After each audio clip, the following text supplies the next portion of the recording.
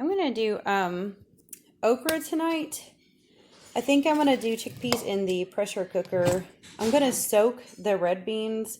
I don't know what the differences are, but I do know the typical red kidney beans are like so bad and dangerous if you undercook them. So I'm not going to take a chance on just pressure cooking them. I'm going to soak these overnight and then cook them tomorrow. I think I can even do them the next day if I sprout them. They're even healthier for you if you kind of soak them and then drain them and sprout them. I don't know.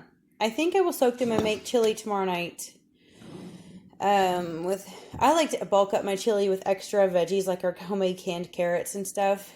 Just makes it really hearty, you know. So, but tonight I'm going to do rice, okra, and chickpeas. And the okra, I may use about a bag and a half because this cooks way down. Some of these okra look really big. It's not because I let them get too big. It's the type of okra. It's the short, fat, little ones that are really yummy. Star David okra. I did grow some Alabama Reds last year that are short and fat too, that have red streaks in them, but the drought happened, so I don't have as many of those in here. Even though they grew fine in the drought, okra loves the heat. It just was so dry that they got stimmy really fast. So, like all the okra. The one I grow the longest has been just the old-fashioned Perkins long pod okra because it has never failed me. And all the little ones are like young ones of those. And then the bigger ones are the Star Davids. And I get my seeds from Baker's Creek usually. Let's see. So I'll probably do a bag and a half. And the way I cook okra is the way I was taught to kind of get the slime out before you put it in gumbo, which is like when I was growing up, everyone deep fried okra, you know, battered it, deep fried it. It's the southern thing. Or we had it in gumbo. And the only thing, most people, like when you get gumbo in restaurants, it's the weirdest stuff because it's like I don't know, like they add the broth later and the whole thing is really weird. The way we do gumbo is almost like a hybrid between okra gumbo and, well, actually most gumbos like this, huh? Because, I mean, in the old days, you look at old recipes, okra was the roux at one time, or like that was the thickener, you know? You had different things to thicken gumbo back in the old days. Like you might have more Creole gumbo with tomatoes, or you might have a gumbo without okra, or not as much of it if you did just the flour roux. Long story, but what we usually do in my family is have like a mix of the roux, the flour roux, and then the okra, and a lot of it, you know, but we cook the okra down until the slimy stuff is gone. Like if you were to, this is how I usually cook it, just to eat it. It's really yummy. If you were to take like a big skillet that does not stick easy, you know, and put maybe a half a cup of fat in there, more if you want it, but I just don't like to use too much. Add more if you need it to get it to keep frying, and you just mash it, stir it, fry it, mash it, stir it, fry it on the skillet until like it could take an hour or more. You know, you don't really want the heat so high that you burn it because it could take a lot of like Cajun cooking, Creole cooking, old-fashioned Southern Louisiana cooking is a long, slow process. It's not like what other people would think of as convenience food. So it's going to take me a while to get this done, and it will cook down. Like if I could fit both of these bags in there, it would be great, but I don't think I can get them both in the skillet, but it will cook down dramatically. You'll see.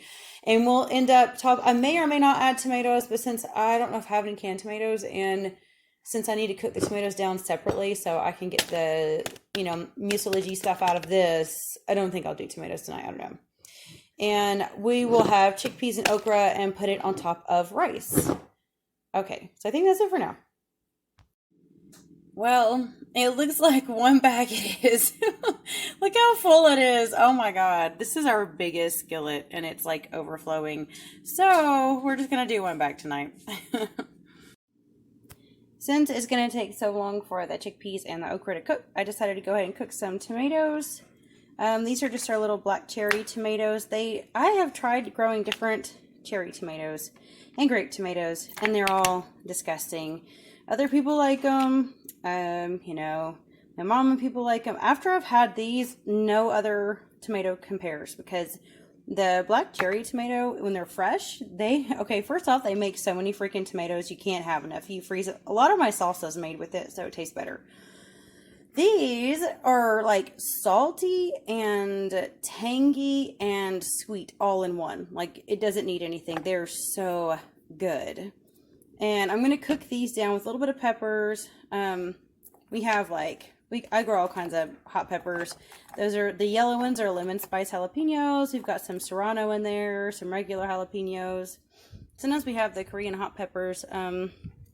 It could be that, the little tiny ones, but those are serrano sometimes too. I don't know. We have so many, I can't keep up with them. So we're doing that. We're cooking the okra, and I almost forgot to say, look at the breads my daughter baked. She baked these. They're in little bread bags right now. We have like cranberries and pecans and chia seeds on top, and we baked kind of like a, you know, like the breads that are kind of like pound cakes. You can do banana breads, apple breads, and what else? Pumpkin breads and things. This one has applesauce in it. So, that's so good. She's baking me another cake too for my birthday tomorrow. She's making me a chocolate cake tonight. I just wanted to show y'all this. I know I keep making so many short snippets for this dinner, but I feel like it might help some of you who don't know how to handle okra. If you like, okay, it's so much fun to grow, but a lot of people don't like eating it, right? You see all the slime. Slime. Look at that. Oh, I know. Okay. After I stir this all up, I will stir this on and off, like I said, for like an hour and mash it. I only have it on like not even quite medium because a lot of people cook higher heat than me. I don't cook my stuff at really high heat because you can't take it back. But I'll mash it really, really tight in there. Kind of like you might do hash browns or something, like homemade hash browns. And it just, you know, the bottom will eventually stick some. I stir it some more, and I'll kind of show you as it progresses so you see how much it cooks down. Oh my goodness. I had a little piece of that okra fall out. Ooh, so steamy. A few minutes ago. It was so good. It's like, you know, they're sweet. It's like they're sweet and yummy. And anyway, I'm stirring it more. You can see it's cooking down a lot. It was like up here above the, you know, thing. And now it's cooked way down. And you can see it's still slimy, but oh my gosh, it tastes so good. If that doesn't bother you, you could just eat it like that. It is so tasty. Ugh. I got a little ways to go, so I might end up blending these tomatoes, because, you know, you can pick the little peels out and stuff. I'm a lazy cook. I'm not going to sit here and lazy. Now I'm cooking okra for an hour, but I'm not going to complicate things, let's put it that way. So if you blend with the seeds and the peels on, I feel like it has more flavor. You know, the peels have a lot of the tart flavor in there.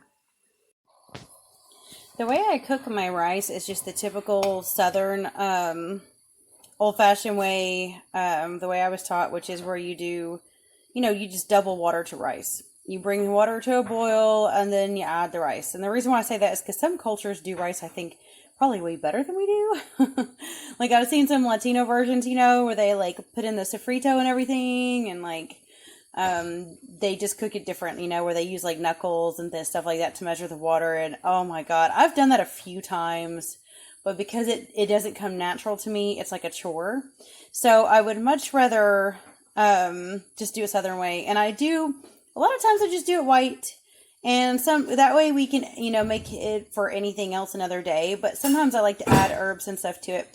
I did add some cumin seeds, and what else did I put in there? Something else to my tomatoes, and coriander, ground coriander. And then in this I'll put in some parsley for color. I just love it. And then the turmeric for color, so it's like yellow rice, even though we're, you know, we ain't rich here, we don't have saffron. But like, if you live in the South too, especially in Southern Louisiana and those places, Mississippi, like, you know, Southern rice is a thing, or yellow rice, you know, it's just good. And so, I just make it like this, though. I just add in, turmeric, parsley. I put a little bit of thyme in there, and I'm going to throw in, we have all of these dried peppers. These are like, what do you call it? The long pod.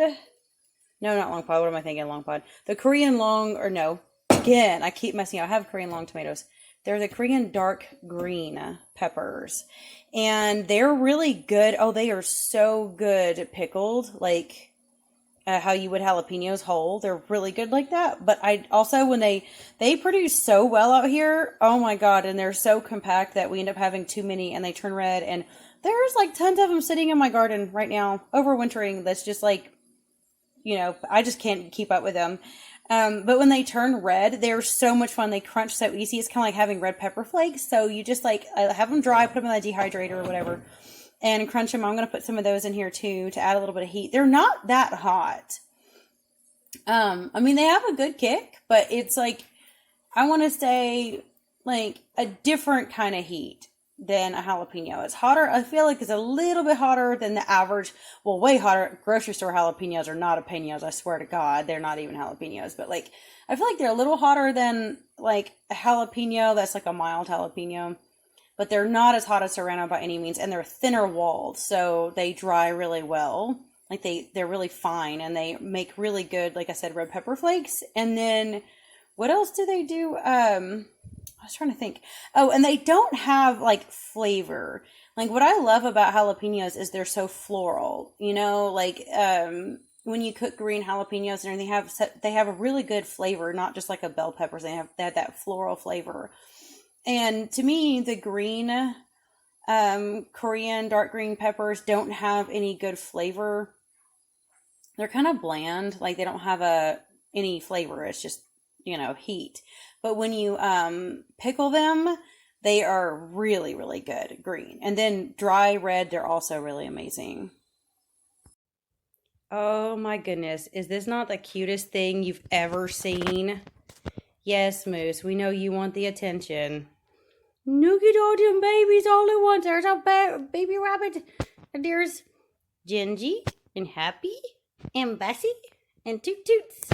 Oh my goodness. My babies. My babies. Olaf was there a minute ago. They're so cute. Hey, Toot Toots. Oh my goodness, this is so good. And ignore the messy stove. Okay. Look at that. No slime. No, I don't see any left. Like, it's like, there's no goo happening, right? It's still really moist and wet. River. I can't say that word around river. I can't. I was like, okay. I actually didn't notice that. Hold on, wait. Okay. Hold on, I'm trying to finish what I was thinking. Okay, I want to pour in the tomatoes I blended. And the rice is almost done. And the chickpeas turned out perfect. I just Googled, like, how long to cook them in the Instapot. It was 36 minutes. They come out perfect and nutty. And it's yum. Nutty. Oh, my God. Okay, so here's our yellow rice. And I'm mixing the tomatoes with the okra. The only downside is that the tomatoes, like I said, the black cherry tomatoes have so much flavor that it actually overtakes the okra, since okra is such a mild, sweet flavor. It's still really good, though. This is what it looks like all done. Now, I probably would actually, put it in a bowl and just layer it, because I'm going to mix all this up. There ain't no way I won't. So, it is so good. It's so pretty. I may add some kind of, I don't know, hot sauce to it, or there's already some jalapenos peppers in there. I don't know. Because it looks so plain for me. Like, it looks like it needs some kind of but I think if I mix it all together, it'd be better. I'm probably going to put something in. I don't know. Like hot sauce all over. And then, like, of course, there's no room over here because Gabby's super cooking. She's made so many, she's worked on my chocolate cake, and then she's cooking pancakes. Oh my God. River wants me to show him waffles too. Oh, yeah. So it's like so much. She keeps feeding me little tastes of pancake, and had peanut butter chips in them. Oh my God, they're so good. Oh, so good. Oh, was that thing you had me taste? That's the icing for the cake, isn't it? Yes. It tasted like chocolate pudding or because like it's your cake, Hershey's so I wanted to chocolate see if you syrup. liked it Oh, or it not. was really good. Okay, I get it now. I thought it was like chocolate pancakes too. I didn't get it. So, oh my God, I'm tasting so much food tonight. I'm getting lost. Oh, I forgot to mention the reason why we're cooking so much too is because we are going to get snowed in for my birthday. So tomorrow on the 24th, apparently we're supposed to get 4 to 8 inches of snow. And I'm like, what? We have never. Okay, We moved up here into the Ouachitas because we love snow. The crystals were near the crystal mines, and it's beautiful hiking. And we thought we do have cooler weather, even though we've had the hottest summer and the coldest winter, and then also the warmest winter. It's weird. But last March we had a snowmageddon, which was weird. And they said it was only 1.5 inches of snow. And it was definitely looked like more than that. So obviously it's going to look like more this time too. I'm really curious and yet slightly terrified of what's going to happen for my birthday. So we're cooking in a lot of food in case we lose power, so that we already have a lot of stuff done, since we won't be able to boil water or anything if we lose our power, since we have an electric stove that sucks. Okay, everything is turning white. It's my birthday. It has just begun. It's going to be so much more snow than this. It is supposed to snow for over 12 hours. It's going to be another snow apocalypse. Oh my goodness. Yeah, the ducks are mad at me, so I'm not letting them out. I'm afraid the bird netting is going to break. So I'm not letting them out. They're mad at me. They want to go play in the snow so bad. But this is going to be the biggest snow I think we've had since we've moved up here. I'm so nervous. I'm so nervous. Oh my God. Oh my God. White birthday to me.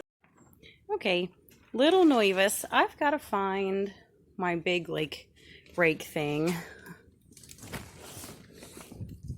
This is insane.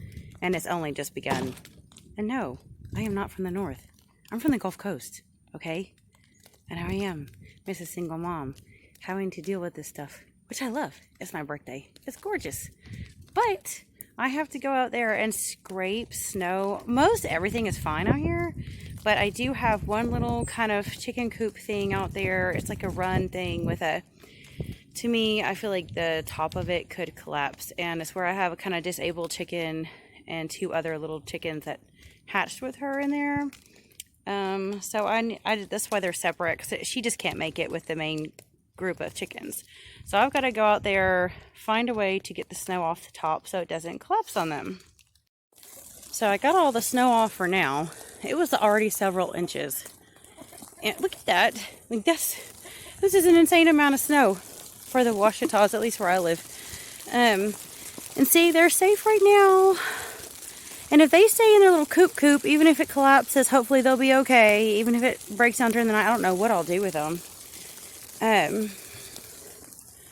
But it was a little bit right there I still need to get, but it was already sinking in, and it has just begun. It is only going to get worse.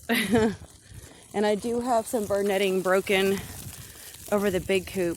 The bird netting's already hanging down, which I knew it probably would. At least the snow's kind of light right now, thank God. But see, the bird netting's broken there. I'm gonna have to repair all that. I'm glad I didn't let them out today. This is why I like the hoop coops better. They're so much sturdier, but they're heavy and they're hard to deal with. And look, it's gonna bust all over the place.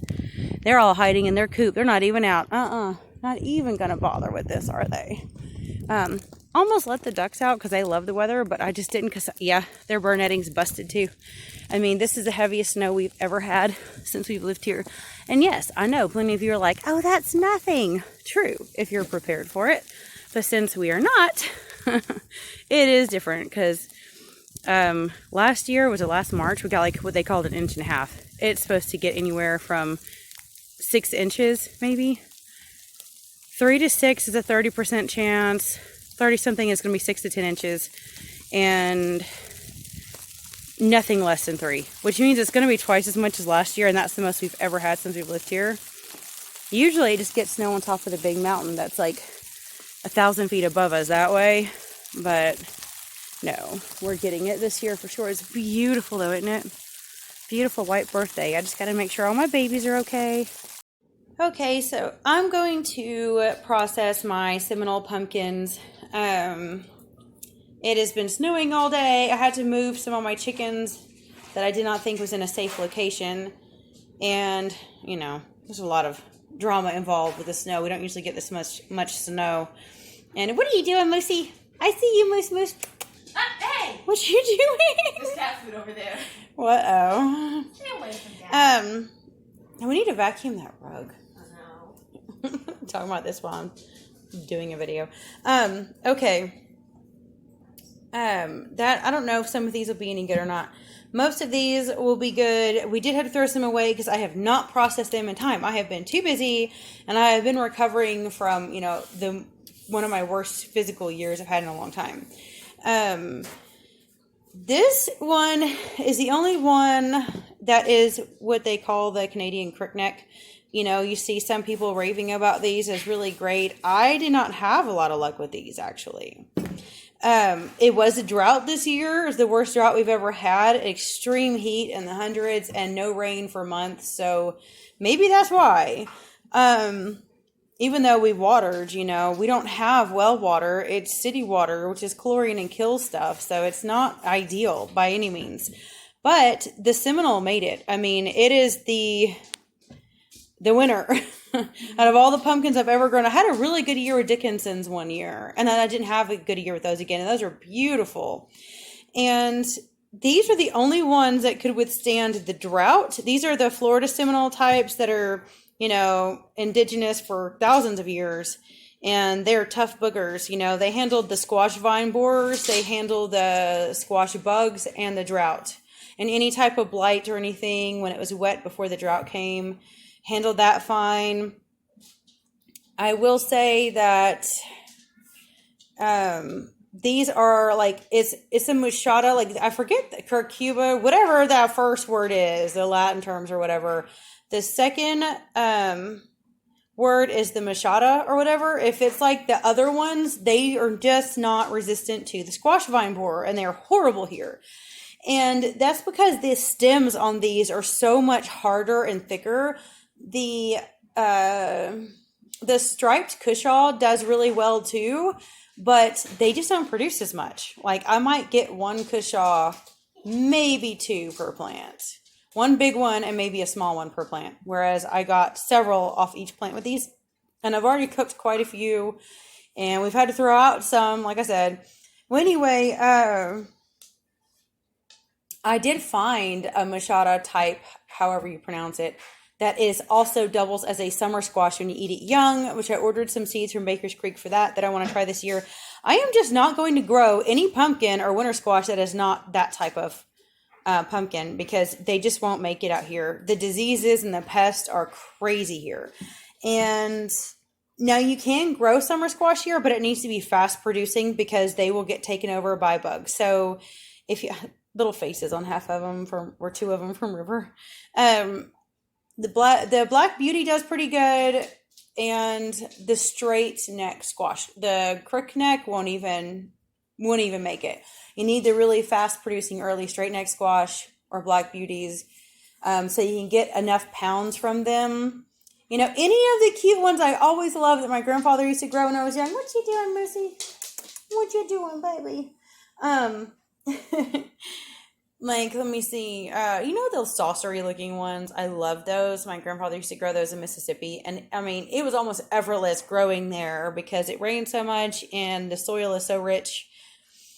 And for me, no, we can't grow any of those. They got blight really easy, on and on. So I am probably only going to grow Seminoles and see how they work this year. And maybe the other type of pumpkin that is it vines and doubles as summer squash if you eat it young, and then you can eat it as a butternut when it's older. I even saw a review for it by someone who was in Arkansas that said they loved it and did great, so I can't wait to try it. So we've got a bunch of the pumpkin cooked, and look how beautiful that rich orange color is. You still see marker on there. Thanks, Reaver. I'll let him do it.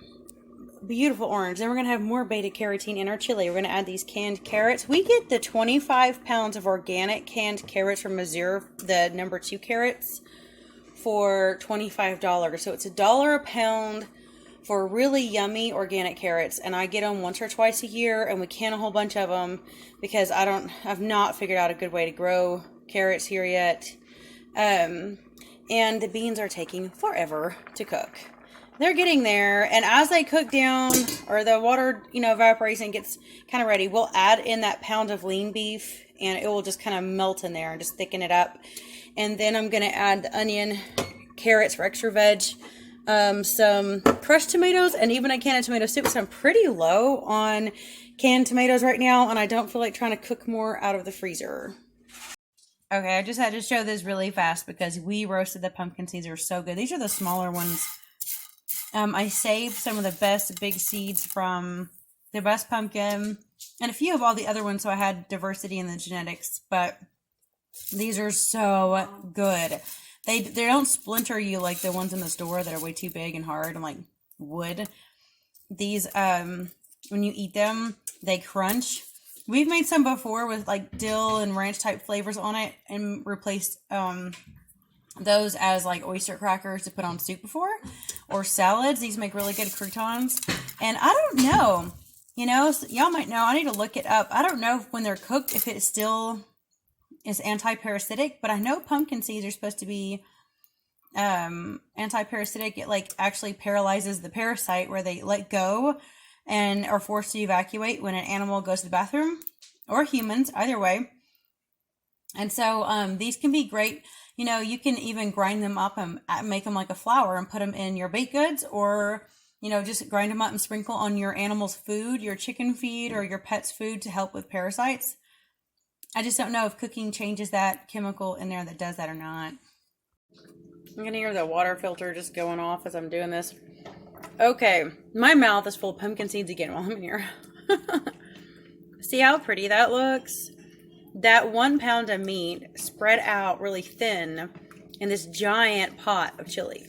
Some people hate beans in their chili, and I think it's a hearty way to eat way more beans than meat to save money and to spread your meat out. And it is that 1 pound of the grass-fed organic that I was able to get. So it's healthier for the animals and for the environment, and I was glad to have it because we can't always afford it. Every little bit counts, though. Look at that. So we get a lot of protein from the beans and the meat, not fat. It's a very lean chili. My grandparents taught me how to make really lean chili when I was young, and you could eat bowls and bowls of this, and you're not going to be gaining weight from it. And it's good with whatever you want, crackers, whatever. Now, the crackers will make you pudgy, but let me think. Anyway, I am going to like cook it down so that the water evaporates some. But it has organic beef. It has organic carrots. The red beans, which look brown now, but tomatoes. Lots of herbs, seasoning, spices in there for added nutrition and flavor. I come check the damage. Look, I'm glad it didn't snow much after I came out here the last time last night. It was right around midnight, I think, maybe a little before even. And I came and scraped snow off the last time. Thank God it stopped, because see, there's no snow on that one over there. I had to keep scraping that one over there so I didn't collapse like that one.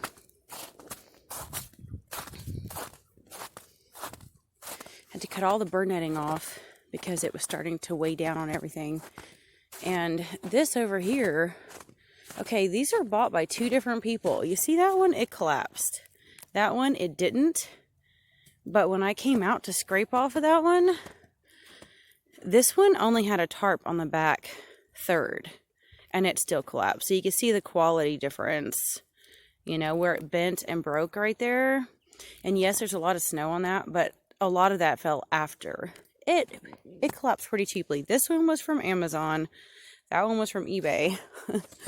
So I know there's so many people selling these, but we would have never gotten this had we ever expected to snow like this, because obviously they're too cheap for snow. And the family that talks about using these like this was a YouTube couple in Louisiana, and it handled hurricanes and stuff pretty well. Oh God, I've got an ice falling on me. I'd be careful because there's limbs. It's not really heavy limbs above me, but there's still a lot of ice falling. And at least, thank God, you know, this one's okay. I might wait until everything's done to make sure no limbs fall on it, but there's not really heavy limbs above it. And it looks really good.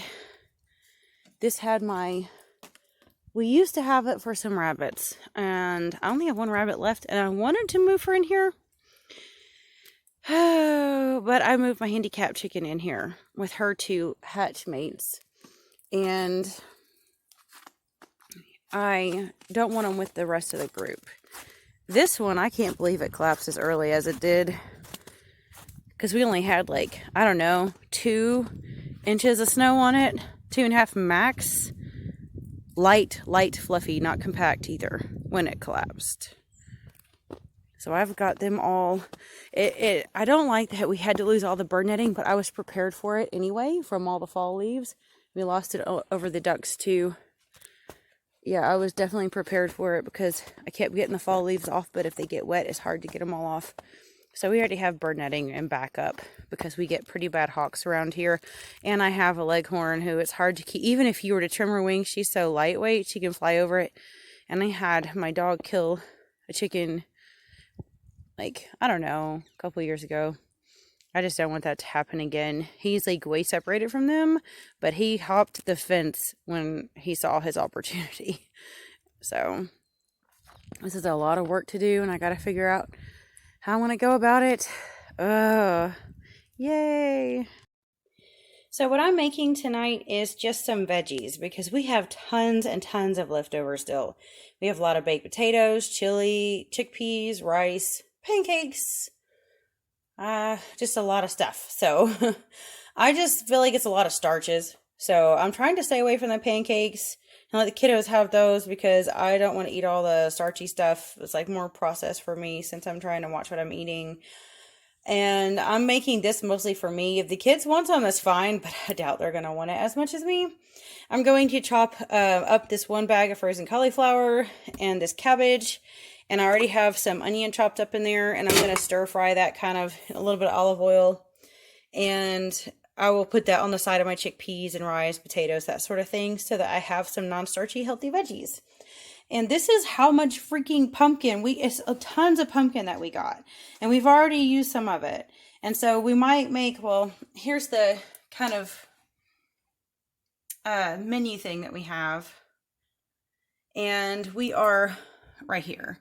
And so tomorrow we'll be eating more leftovers, all the veggies. And even if we still have leftovers after that, we can still keep eating on them. But as they get older, whichever ones just are not appealing anymore, we'll end up giving to chickens. And then Saturday, we're going to probably do okra, black eyed peas, cornbread, and maybe some millet with pickled pumpkin, just so it's like a whole lot of food. And then quote unquote mock sausage type with beef, just with the herbs in there. It makes it taste like pork sausage and gravy with biscuits.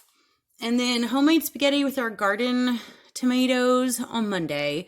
And the noodles are actually like gluten-free. I get them. It's my favorite gluten-free noodles when I'm trying not to eat as much wheat.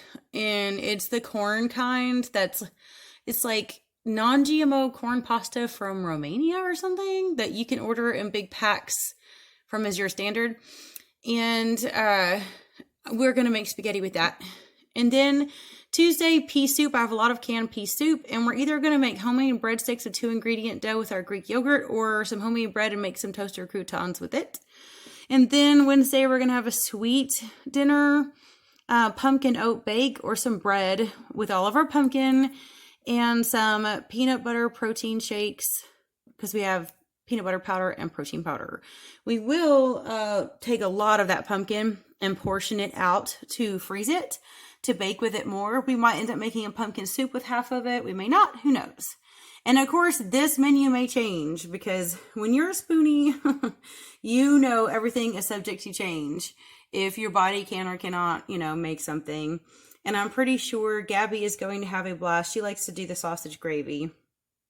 And I'll probably have her help with the cornbread. And then I'll probably do the veggies for the spaghetti. She'll probably do the pasta, and we'll already have the meat cooked. We're going to cook all the meat in one night.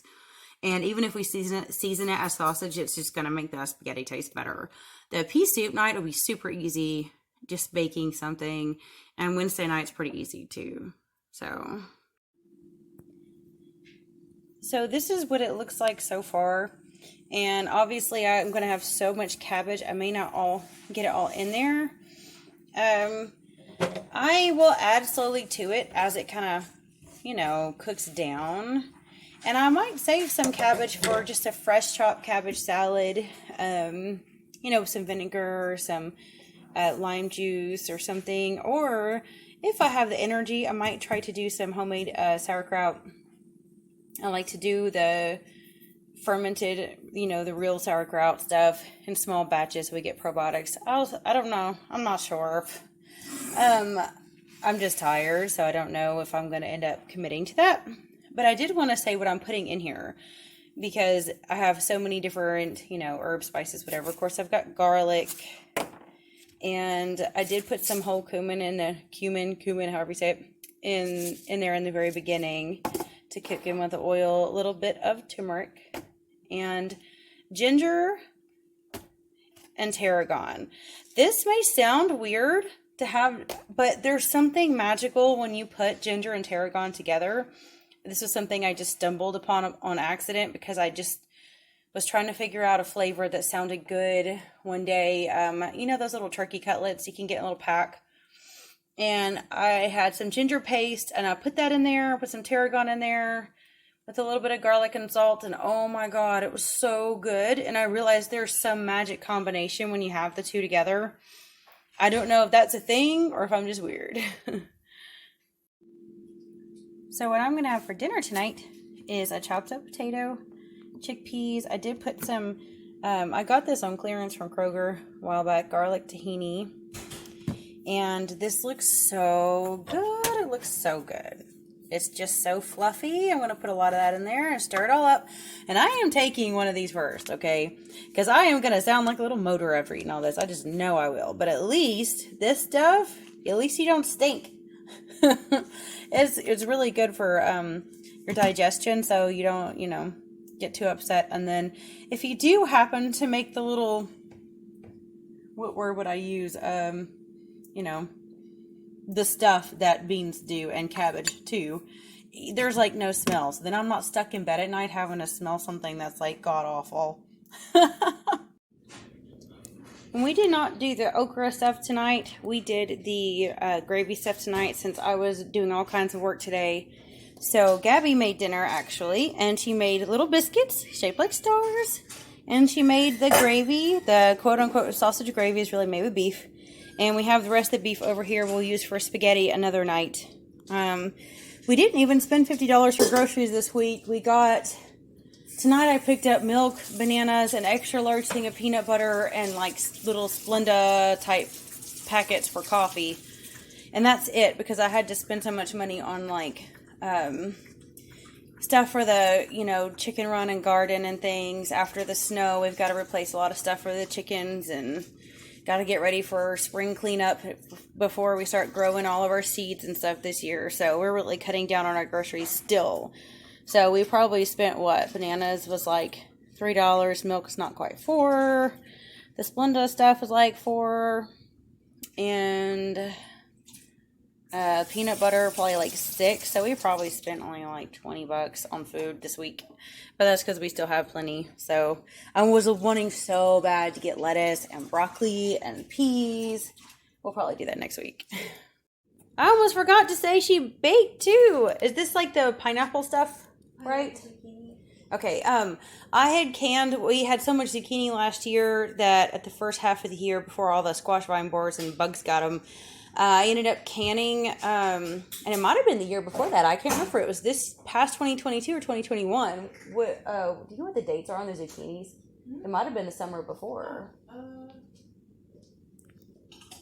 21. Okay, yeah, we had a really good year in 21. So we still have like tons of them. We ended up doing this can recipe for pineapple zucchini, which is like you use it in place of canned pineapple.